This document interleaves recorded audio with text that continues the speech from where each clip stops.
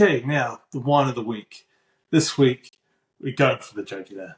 It's for me, they are at least up there as one of the best Pinot producers in the country. And yeah, need I say more? Rangi Pinot Noir 2021. Stunning wine. And, you know, it's funny talking about having wines when they're right.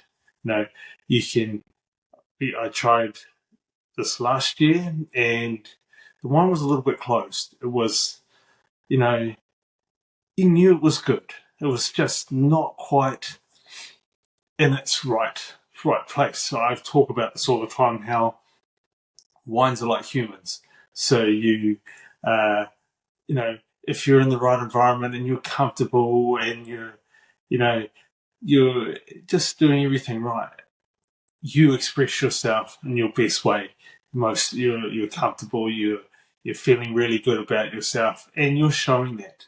If you aren't in that space, if you're maybe carrying a little bit too much weight, or you know you're in an environment that you don't really want to be in, you're a little bit shy, you're a little bit, you're just not feeling yourself.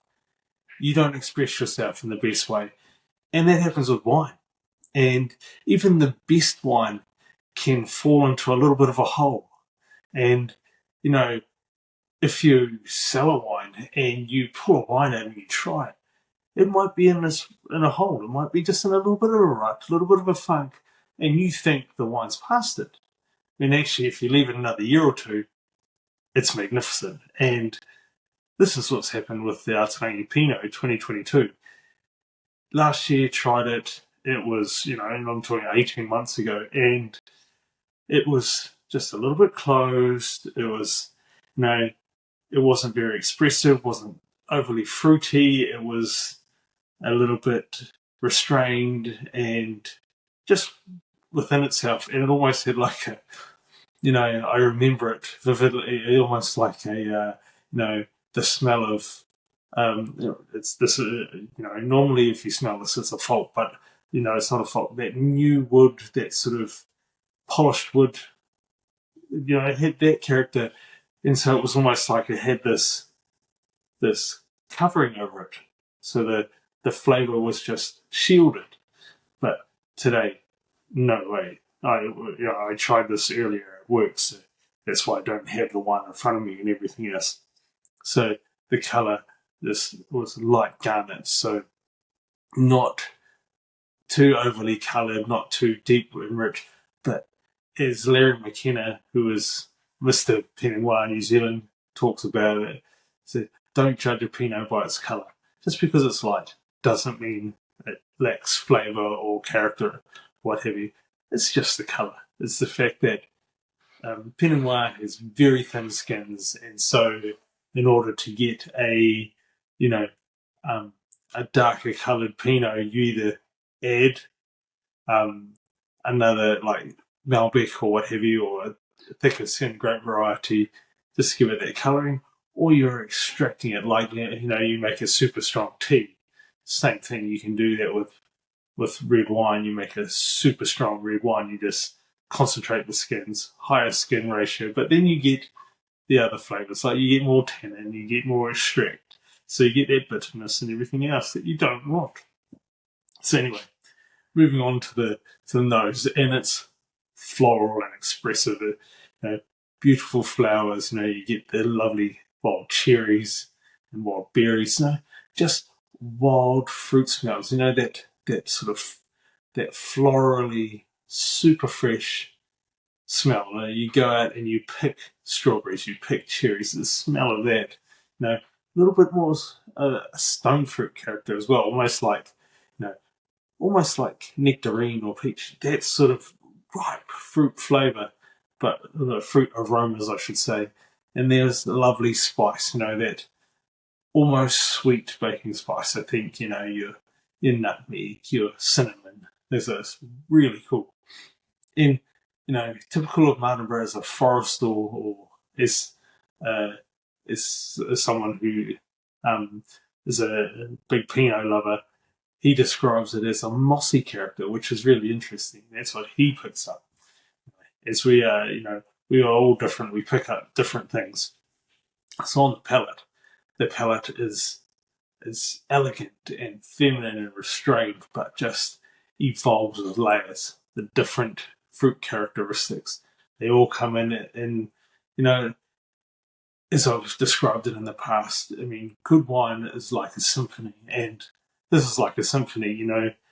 Each part of the wine plays its role, shows out, and is part of the whole. And just every time another one comes through, you get that next layer, you get that next, just that layer of complexity, but all very much in an overall elegant and restrained way. So don't think that this wine is explosive and it's in your face. It's just subtle, and just each thing sort of it comes into up to the forefront and then drops back down. So you get the different fruit characters, get a lovely lace light again, ripe, but super fine acidity. So not super pronounced, and the tannins are just powdery and just ever so slightly